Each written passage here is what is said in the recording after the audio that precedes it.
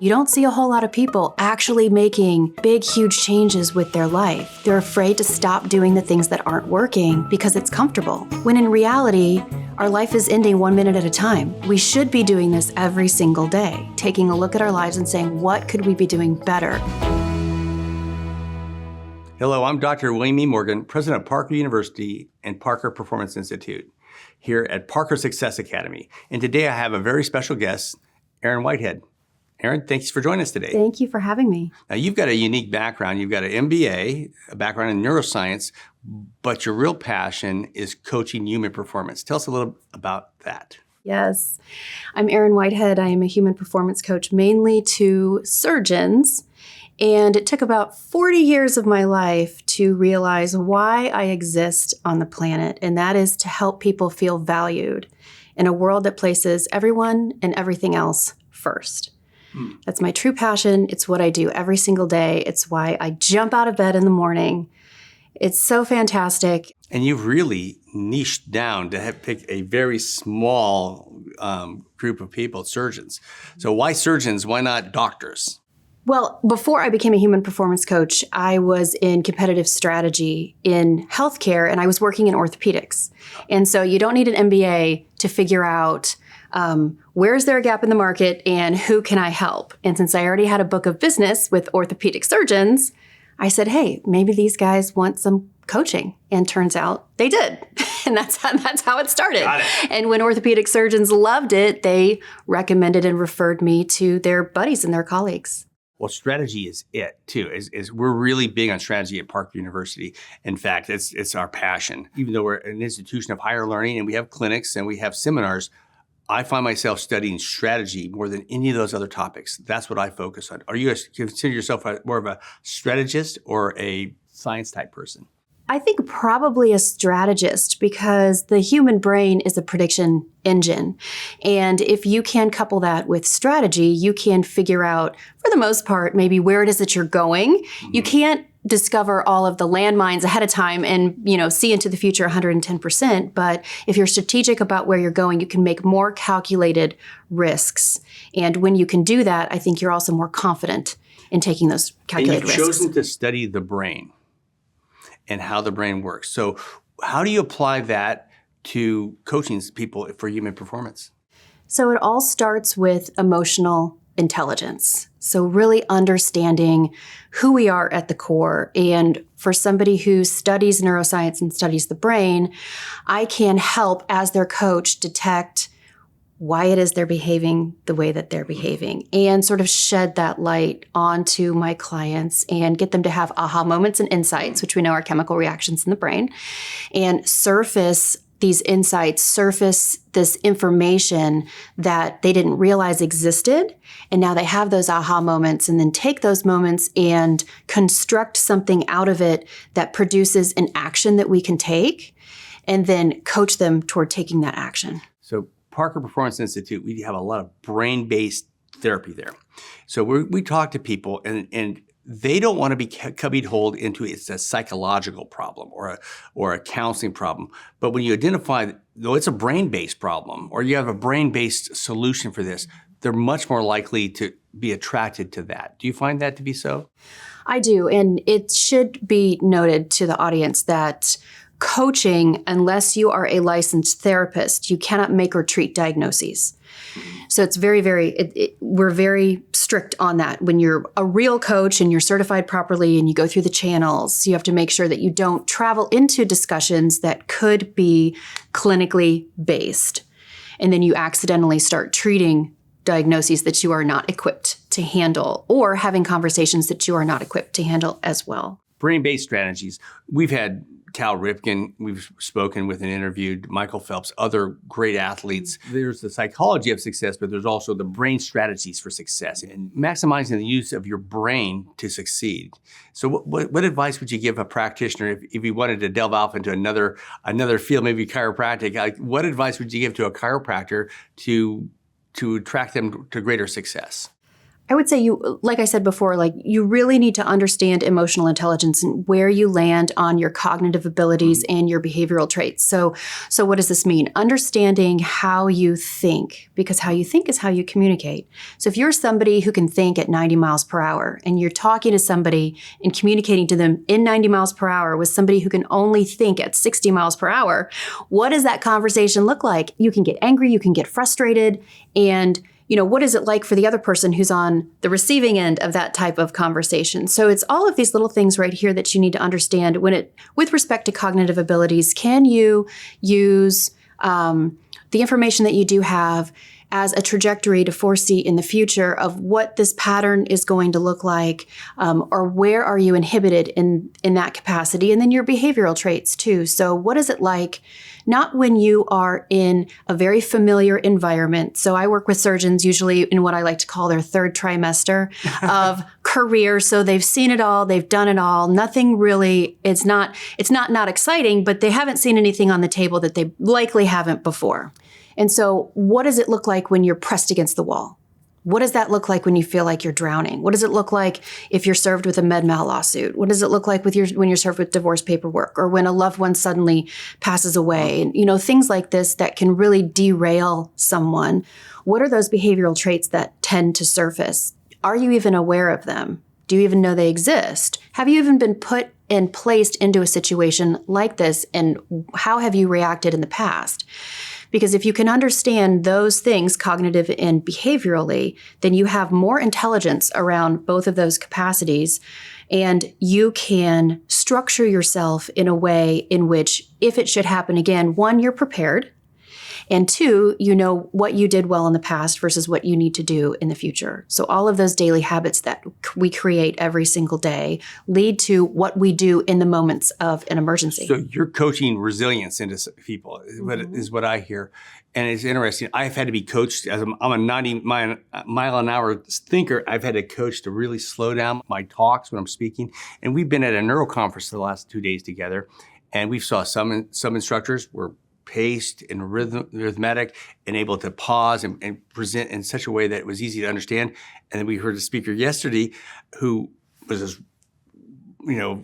going 90 miles an hour, thinking 90 miles an hour and speaking 90 miles an hour. And we're just trying to keep up with that particular speaker. And you can definitely see the difference between someone who's a disciplined speaker, which I've had to be corrected on and be coached to become that disciplined speaker, versus someone who's just going after it. Yeah, I would say, as a coach to someone who works with surgeons every single day, they are either medically diagnosed with ADD or ADHD, or they have self-diagnosed themselves with ADD or ADHD. So how can you, as a human performance coach, place someone with a brain that's thinking all over the place, if you will, into a coaching session where you need to get them to think more laterally so that they can make points A, B, C, D, E when they're used to jumping from A to F to J to Z, so that you can point out, here are the gaps in your performance.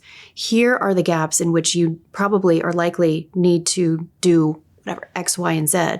Here are the cracks in your foundation. Because of the way that you think, you haven't even identified all of this. So do you have any exercises that you provide to your clients that will dampen that excitability, their tendency to jump ahead and rush through life and not be reflective? Well, to use your word reflective, that really comes from maybe morning time or nighttime rituals that could be meditation or journaling, in which you have to put your thoughts from pen to paper. I always recommend pen to paper, not digital. Why is that? Because there's neuroscience based in pen to paper and getting everything out. Also, a tactic behind that is to just journal for 5 minutes. Just free writing for 5 minutes. Whatever comes into your brain comes down on paper. And when you can come back and look at everything that is written, you may catch something that you didn't even realize that you were thinking. And you can come back to it. And if it's a really great thought, you might be able to draw that out and see what that looks like. But one of the other tactics that I actually learned from somebody else is, if you are in a lot of worry, which my clients tend to be, they tend to worry quite a bit. And some of this can lead to diagnosed anxiety. But if you find yourself in a situation where you're constantly spinning in circles all the time, and you just don't know what to do next, one of the statements that I recommend making is to say to yourself, there's got to be a better way. And then go find it. Nice. So that is how I would coach somebody. And so I just want to make a very clear mark in the sand with this is that I don't tell you exactly what to do in that situation. I tell you to go find it yourself because everybody's different. So everybody needs to figure out what works for me the best. And it seems to me what that would do would embolden them to be more self-reliant as well and not rely upon the coach. You're there to guide them in their journey, not to do the journey for them. Yes, coaching is a complement to whatever it is that you are already doing that's working. 110%. So we at Park are really big in the concept of 20 more good years. So you have a coach, you have an orthopedic surgeon comes to you and he or she says, I'm 65 years old. I really am at the top of my game. I'm going to extend this for as long as I can. What advice would you give to that person? I love the question of what's the advice that you would give? Because I always tell somebody, what is advice really? It's talking to yourself in the past. So right now, you'd be asking me to talk to myself in the past to someone who's 65 years old, and I have not reached that age yet. I'm 20 years before that. So what I would do instead is to probably gesture to that person and just say, whatever's working, you should probably double down on. And whatever's not working, you should learn how to exfoliate, basically, and to get it out of your life, which is one of the things that people are so afraid to do. They're afraid to stop doing the things that aren't working because it's comfortable and it's been in their life for so long. And they're afraid to shed interpersonal relationships that are barely functional. They're actually afraid to get rid of the weight for good because they don't know what it's like to be a skinnier, fitter, healthier person. They're afraid of so much. And so we live our lives in all of this fear and we accept it most of the time. And unless there's usually a life-changing event, you don't see a whole lot of people actually making big, huge changes with their life. They continue to stay thinking that tomorrow's going to come, when in reality, our life is ending 1 minute at a time. And unless you are faced with a loved one that suddenly passed, from a car accident or something that we haven't really been prepared for, not someone who's been placed on hospice, but something that happens suddenly, those are really one of the only times, and maybe around New Year's, where people actually take a reflective look at their life and say, what could I be doing better? When we should be doing this every single day, taking a look at our lives and saying, what could we be doing better? Which also means, what do you need to stop doing? Boy, that's some great advice. We're at the stage where empty nesters, and we find ourselves, my wife and I, who want to go ahead with 20 more good years of productivity at least. So we find ourselves removing encumbrances. And certainly if you're running a race, if you're carrying a bunch of junk, it's going to slow you down. And you need to start releasing the things that bog you down and keep you from doing what you were here, what you were created for. So it sounds like you're saying, let go of the things that aren't moving you forward, the encumbrances, the things that bog you down, the parachutes that drag you down, the anchors, and it'll allow you to run the race faster. If you have the courage to do so. So it isn't really the decision that's the hardest to make. It's living with it. That's the hardest part of it. So people are okay with saying, okay, I want to shed these interpersonal relationships that are barely functional, but how do I have that difficult conversation? Or how do I stop talking to my best friend from the second grade or, people who are toxic or things like that. So you have to also have the bravery, which you have. So if you're listening to this right now, just know that you do have the courage inside to make the changes needed in your life right now. All of those things that are percolating in the back of your mind that you've wanted to do for so long, all of these experiences that you've wanted to have, the girl that you want to call, the boy that you want to call, all of these things that are fearful for you, you have to get out and you have to do it. So many people, when they make the decision to do it, they feel free.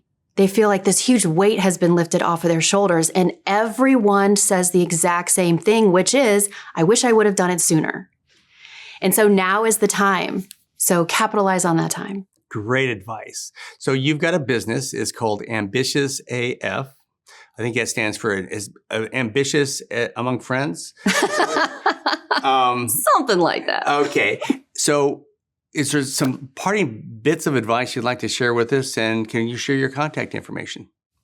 Yes, anyone can find me on LinkedIn. That's where I love to spike the football. Right now, it's my favorite social media platform. So you can find me under Erin Whitehead there. Ambitious AF was basically organic. It sort of stemmed out of COVID. So starting in 2021, I started talking about ambition more and what it means, et cetera, et cetera. And there was a coalition of people who just were magnetized to the message that I send every single day, which is just reminding you, you can do it. Get up off your tail and basically handle everything in your life that you're pushing over to the side. And over the last 2.5 years, I have what I call ambitious AFers. Yes. And ambitious AF is a mindset lifestyle based on zero deviation mentality in all aspects of your life, financial, mental, career, health, parenting, everything for you, just waking up and chasing personal excellence and sovereignty over self. And you can find me on social media every single day reminding you that you can do it and that I believe in you, even if you believe that you can't, you can. Well, thank you so much for joining us today. You've been listening to Erin Whitehead, and this is Parker Success Academy.